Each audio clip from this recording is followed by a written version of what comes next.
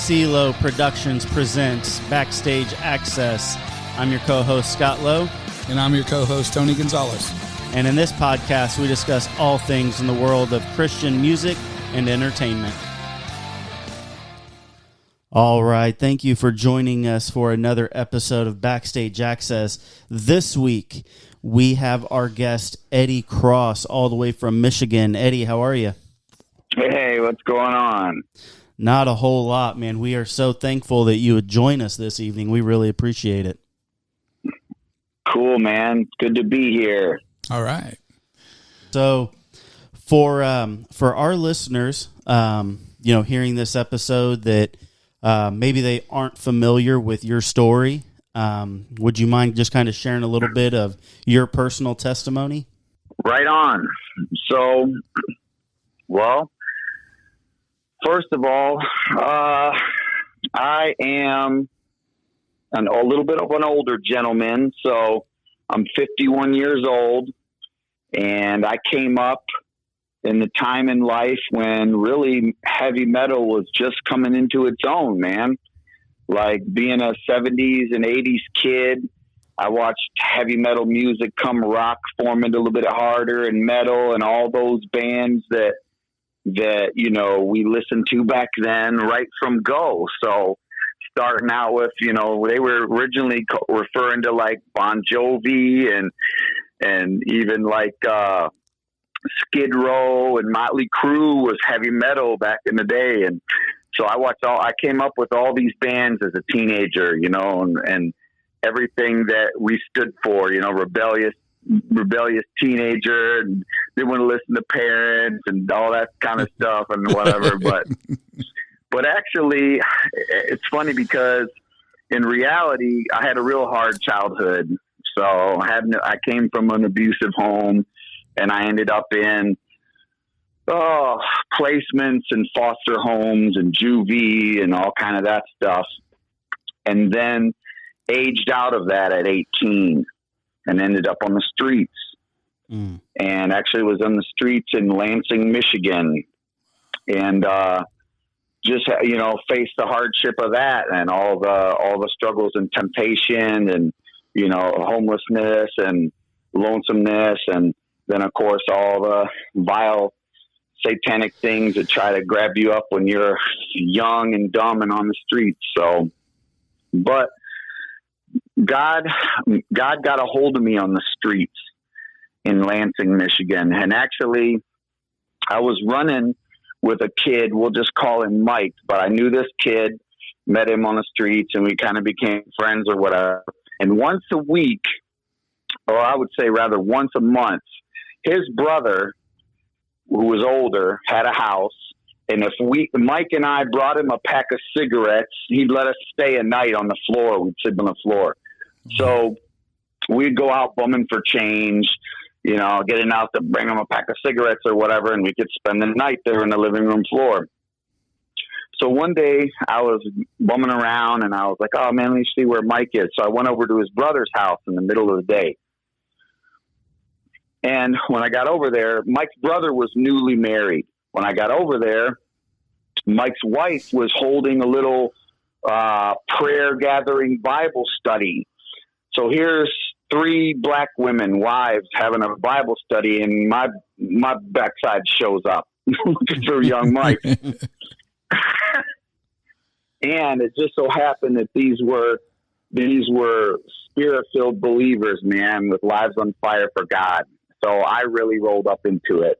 Nice. And one of the ladies I was 19 years old at the time. One of the young ladies was 19 as well. And she was just taken with it. She was like, oh, kept saying to the other ladies, oh, isn't he so precious? Oh, he's just so bubbly, whatever, even though you know what he's going through.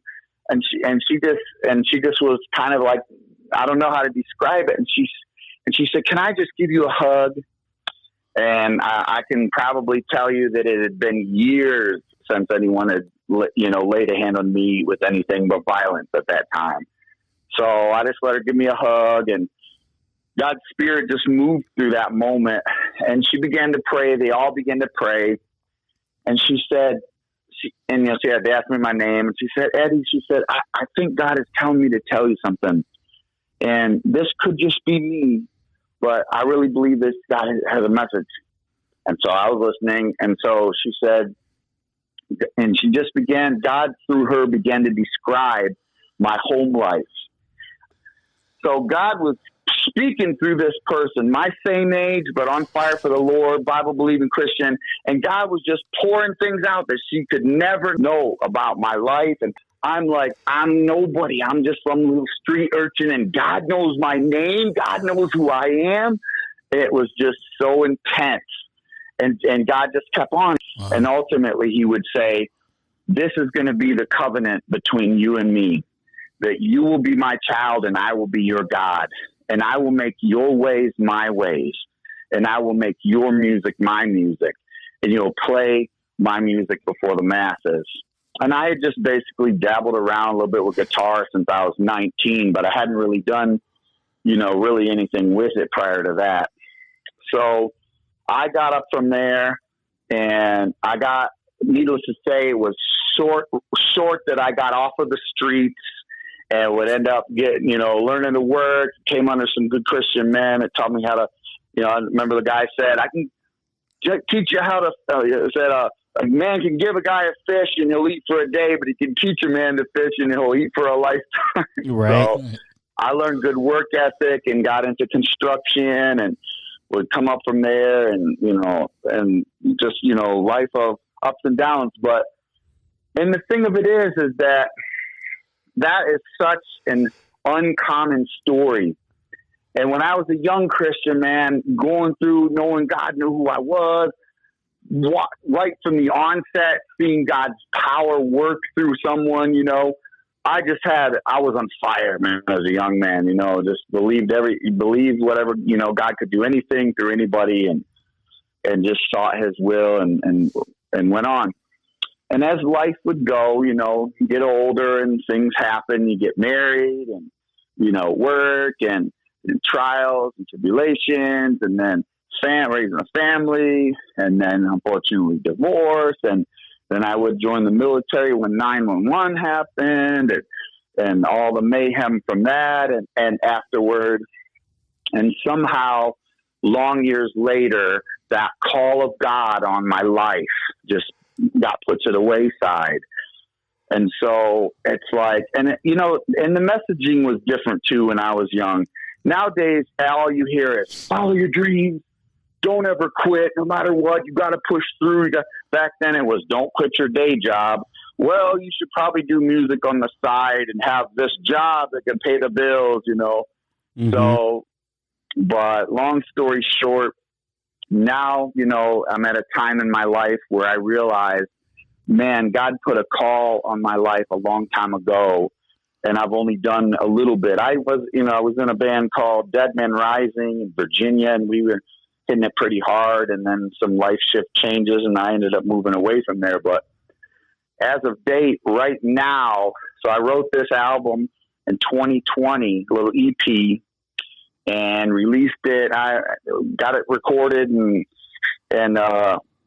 mixed up and whatnot, and released it in December of 23. So just now, a few months ago. And since then I got some band of merry men. We got a bass player and a drummer, and we're hitting it hard like a hard rock 3-piece. And we were in 4 states in the first 3 months. So wow. I feel like God is on the move, and I'm just excited and I'm telling you what, it's now or never, because at some point I'm going to get to the age and problems where I'm not going to be able to do it anymore. So I'm hammering it with all I got, let me tell you. Right. So when I stand before him, he's going to say, he's not going to say, what did you waste the time? Yeah. So. Man, that's awesome. So I'm curious, what was it in your life that kind of kicked off that musical journey? I know you said you started kind of, messing around with the guitar a little bit when you were 19. Was that just kind of a hobby that you picked up? Or? 15. Oh, 15. From 15. Yeah. Well, so, like I said, coming up, coming up in the age that I did, like a good number of the kids, when we were, all of us young guys, we were all into that music, saying that hard rock, heavy metal music as it was coming on. And so, but I don't know why I got inspired to want to play guitar, but I went through this kind of a summer youth employment training program at one point, and my folks were like, "Oh, you go through this program, and this is before, and then you use your money, you buy a guitar, and we'll buy you an amp." So I saved up with this program, and I got this banging Yamaha electric that I wish I still had from like 1980 something. And they bought me a cheap Sears amp with no distortion, just had a volume and a tone knob on it. But so, and it's funny because they took me, I ended up getting whatever kind of distortion pedal or whatever at the time. And took me to do a lesson, right? Took me this guy lesson, got a book, went through the first lesson, he gave me a book. Went and picked out a book, Heavy Metal Rhythm Guitar. Went back for the week till the next lesson, and came with a tape. It had this stuff. It would show you tablature or whatever, how to play. And then you'd listen to the track on the tape and you'd go through. Well, in about a couple hours, I just burned through the tape and just figured out how to play what they were playing. And it was along the lines of Ozzy and, all the stuff that was popular at the time, some Rat, different riffs on there, Van Halen or whatever. And so I just burned through the tape. I came back the next week and just showed him all the stuff I could play. And he's like, "Oh my God, don't ever bring this guy to another lesson. He's going to go far." So it became a love. Every night, do knock out your homework or not, and sit in front of the guitar amp and just tool around and figure out how to make sounds, and eventually learn those sounds of chords and scales, and just was passionate about it. Okay. And so when at 19, when you met this young lady and she was telling you that, God was speaking through her that you're going to do music for him, what was that journey like, walk us through kind of how you went from that to actually getting into Christian music and really using your gift to glorify God? So at the time, I didn't have anything. I had to get, like I said, a guitar and a lamp as a teen, and then, end up on the streets with nothing. So I ended up messing around with acoustic guitar that, as I came up there and things, got normal or whatever, began living life.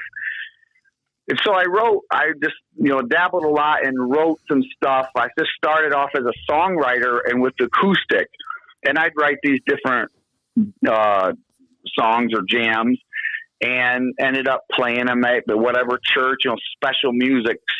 Back in the 90s, the churches, it was a whole different scene than what it is now.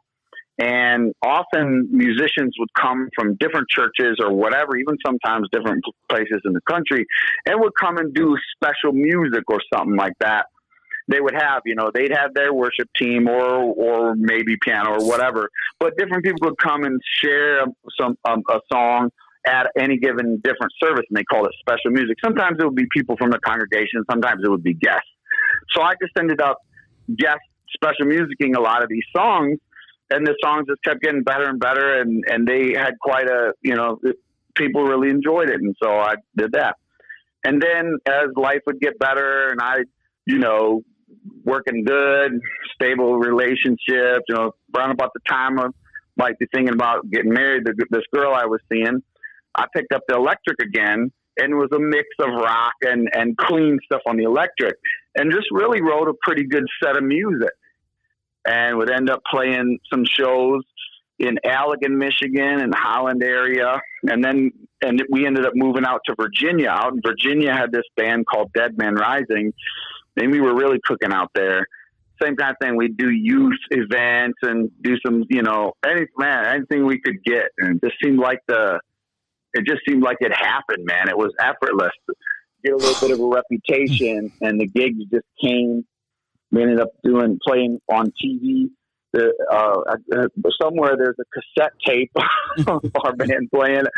They had some kind of event where they're opening a food bank, and the news was there, and we were playing that little event at this food bank. They had a tent and a special opening of a big citywide food bank or whatever, and we were knocking out our set and ministering at the same time. So awesome. But really, I kind of, truth be told, I kind of really didn't get into, I ended up just kind of moving away from the music of my youth, the metal per se, and it's just whatever. I don't even know how we called it, alternative or alternative rock in the 90s, I guess. But then now, somehow later now I've just realized that, and really it's kind of like all the stuff I've done has been somewhat, right, had some action, but not really. Dead Men Rising never really recorded. We never recorded in the studio. And, it's like now I've just been drawn back to and really feel like God's released me to. Like I kind of felt like I didn't know if I thought, oh, this is God's music. But, I kind of had put the idea that, oh, God's music is something different. And I didn't think or didn't realize, or probably was influenced by the thoughts of church people and leaders of the day too, that, oh, heavy metal, that's evil.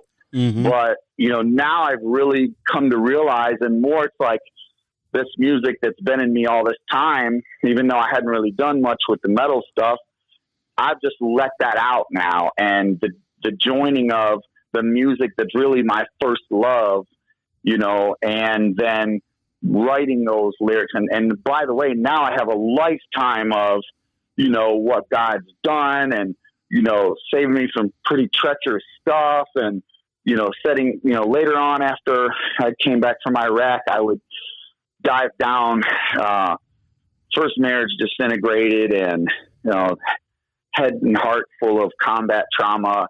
And so I ran down for about 10 years, addicted and just carrying on. And so 2014, God called me back out of that. I came back to him and ended up remarrying that same year, a different, a new woman he put into my life. And it's like everything since then, I've just come to realize that God put a certain thing in me and I've kind of pushed it down and didn't really think it was legit or was what I was supposed to be doing. Now I just have this freedom and realize this music that's been my first love, and I've got a lifetime of stories and a heart to worship him and a heart to see, hopefully, God do some of that same miraculous stuff that I've seen him do through us and through the music. We really are out there playing because I want to see somebody else be able to have their lives change and freed from addictions and set free from sin and come from dark to light. So, yeah, amen. It's a beautiful thing when you finally feel like you're in the will of God. And because, like you were talking about how, just kind of the view of that the church had of, kind of heavy metal and rock music, thinking that you had to do something different, and I've had a passion for music, since I was 12 years old, obviously secular music, but, when I became a Christian, it was almost like I tried to, push the music aside like that. I was trying to get involved in ministry roles and, thinking that, oh, maybe I'm called to be a youth pastor or, something like that. And so I really started focusing on that, and I kind of drifted away from my passion for music. And then when I rededicated my life and started listening to only Christian music, and I got plugged in with a prison ministry, and then I had the opportunity to put on my very first concert. And it was just one of those things like where now I just feel a confirmation, like despite how difficult it is, despite how unconventional it may be, because even still now, rock, heavy metal, is still counterculture to church. And so there's still a lot of churches that have a problem with that. But now just when you're able to finally feel like, man, God gave me this passion for music because he was going to use it in my life. And now I get an opportunity to use the love and the passion for music that God has given me to now glorify him. And it's such an amazing thing. And, it's got to be, freeing as well for you to now understand that, Christian music, God-honoring music isn't maybe what you thought it was before. And now you're able to express yourself using the gift that God has given you and the type of music that you love. You're just able to do it in a way that now glorifies the Lord. Yes, sir. That's so and cool. in fact, then for me, I just feel like what makes all the difference in the world, what makes something, when he said I'll play his music, before the masses, it's like that. What makes something his music? Number one, it's that dedicating every aspect of this to him. And then number two, I'm literally writing music that, I avoid, for the most part. I'm not just out there to entertain. I'm not just out there to tell a story, So I feel like what makes it his music is those lyrics are telling the stories, and honestly, probably 85% of the songs that we play are stone cold worship songs. You just, at first glance, you'll never notice it, but when you dive into the lyrics, you'll hear. Yeah. And so, that, and then music can be evangelistic too. Some of the songs are warnings, or trying to tell somebody, hey, he can do this for you, or, this kind of thing. So, yep. Yeah. And it's so good that you recognized that, because, one of the things I tell the bands that I work with, and, when we do these shows, I always tell these guys, like, hey guys, first and foremost, we are here to plant seeds, right? Like we're planting seeds, and we're trying to bring people closer to Christ. That's our number one goal. Yes, being on the stage and everything, that's great. But, I try to let the bands know, your time on stage is a very, very small part of what we're called to do. If it's just play on stage, entertain, and then leave, that's not really what we're looking for. And it's great that, that you recognize that yeah, you have your passion and you can do what you love, and you can honor God with that. But also understanding that, you're ministry minded, and that, your stage presence, what you do on stage is just a small part. You're really focused on bringing people closer to Christ and worshiping God through your music and planting seeds in those people that are in the audience. And I believe 100% that God still operates on planet Earth with his power through his spirit.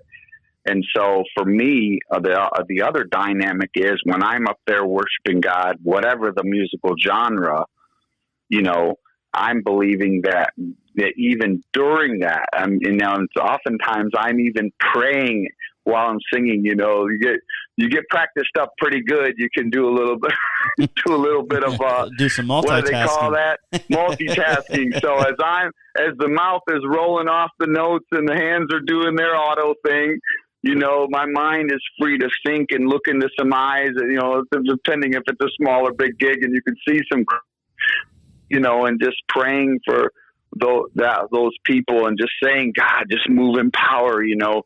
What's the one person that you can touch today and life can change? Mm-hmm. So yeah, that's what it's all about. What I'm really interested in is your songwriting, your style of songwriting today. Where is that style of writing coming from? Is it from your past, or is it from newer bands?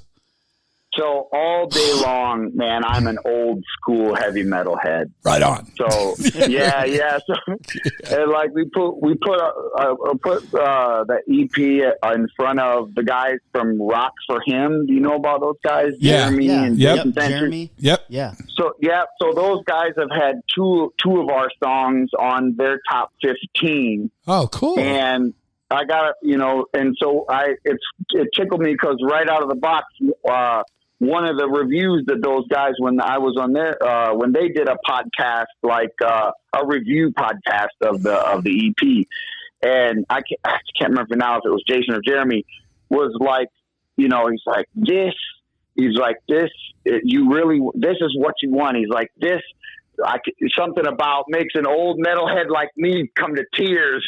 Nice. Nice. Reminded him of that old stuff. And so, and the thing of it is that just because we're new on the scene since this year, we're polished musicians that are able to play this music for a long time, man. Right. And I feel like if you look around some of those bands that were happening when I was young, they're out there throwing $1 million shows, Right. And it's like, there's definitely a resurgence, if I can get away with using that word, a resurgence of old school metal, Mm-hmm. and the young kids are discovering a lot of the old bands I grew up on. And so it feels like a perfect time.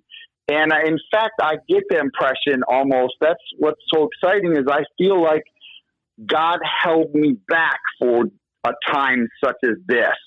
And now he's bringing us out into the world, at just his right time. And so, whereas in the past, I might have felt like, these kids, nobody, my music's not old person music, I missed my chance. And now I don't feel like that at all. I feel like perfectly timed, man, like perfectly seasoned and perfectly timed just for this path. So we're loving it.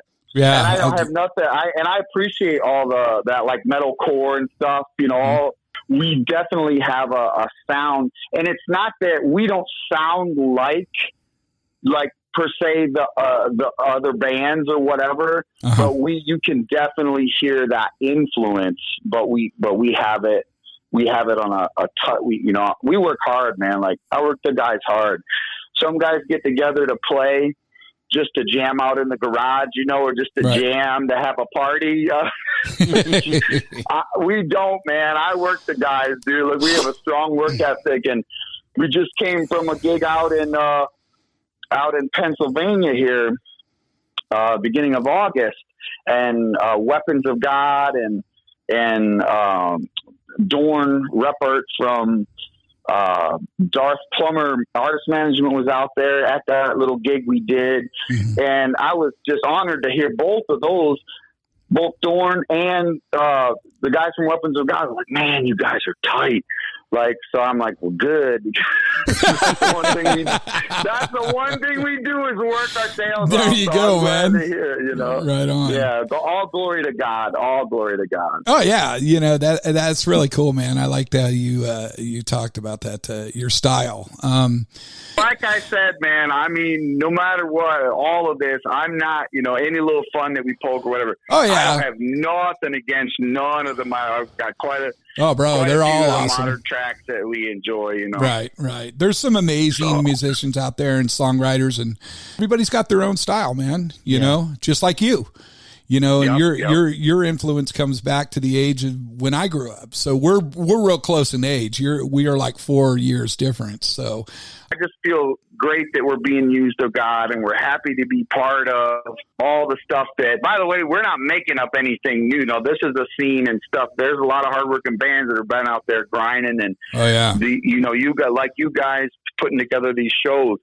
We're just honored to be a part of that, what God's doing, and we're going to give it all we've got for Him. Amen, bro. Yep. Yeah, man. I feel like it's a good time, man, and we're just going to continue to show up and do what we do and create a reputation, So this fall and winter is going to be about releases. I've got a lot of music videos. We got a ton of footage from the shows that we've done over the last 4 months. And nice. We're going to be releasing some legit, official music videos, and we're just going to put out all the stuff that, little behind the 8 ball on release. And I know a lot of these guys will push out, okay, we did this gig in Pennsylvania. Okay, here's all, everybody's got their Kingdom Come Festival footage already out there. But, right. we got good stuff coming. So we're just going to focus on releasing, hopefully weekly, and also we've got just about 8 songs done for a full-length album coming out here. Wow. Too. Okay. So, cool. Yeah, we got the songs, written. So, matter of fact, I got 7 written. We're working on the 8th one, and so we've got, so we got most of those tracks already. So a couple of them that are ready right away to send to mixing and mastering, and okay. So we're just going to focus on pushing stuff out there and getting that Spotify and the social media up so that we can have a little more, better response when we're trying to book some of this stuff. Cause I'm inspired by Skillet is on every freaking metal and rock show. Right. Like every time I see a commercial for, a metal rock show, Skillet's somehow on the bill. I'm like, oh my gosh. And everybody knows they're a Christian band, but yet they're out there playing with these guys. They're out there on the bill. So, that's inspiring to me because we're going to push it and get that reputation, because that's what we're going to go for too. So we'll get out there and get on that circuit too. Not playing around. Cool. Well, Eddie, man, I really, really appreciate you being here with us tonight. Yes. Before we let you go, let our listeners know how can they find your music or merchandise or just anything that our listeners can do to support you. Well, first of all, if you type in Eddie Kross with a K, Kross is with a K, Eddie Kross on Google, it'll take you to my Spotify, our website, which is eddiekross.com. Probably the Facebook will pop up, our Pandora Radio, all that, iHeartRadio, all that stuff, Apple Music. When I type it in Google, boom, I just line up right at the top. So Eddie Kross with a K, that'll get you to all the goodies. And then, hey, man, just have them. The Facebook is Eddie Kross Official. So that's the only one that's different. Everything is Eddie Kross, EddieKross.com. But if you if you search for Eddie Kross Official, have them, get on there, and we're trying to build that Facebook up. So any of your listeners that can pop on and like and follow our page, we will surely appreciate it. Cool. Good deal. And then we got all our merch on eddiekross.com, and we've got a really good merch store too. So we got some unique items on there as well. So cool. Good deal. All right, man. Well, we really appreciate you being here with us tonight. Thank you so much. Right on, brother. All It's been a pleasure, man. You guys. Yeah. Good evening to you. Yeah, Thank we you so appreciate much. you, brother. We'll see you soon. Yep. Have a good night. All right, buddy. Bye now. Bye-bye. Bye. I want to say to my soul, my friend, we're hell.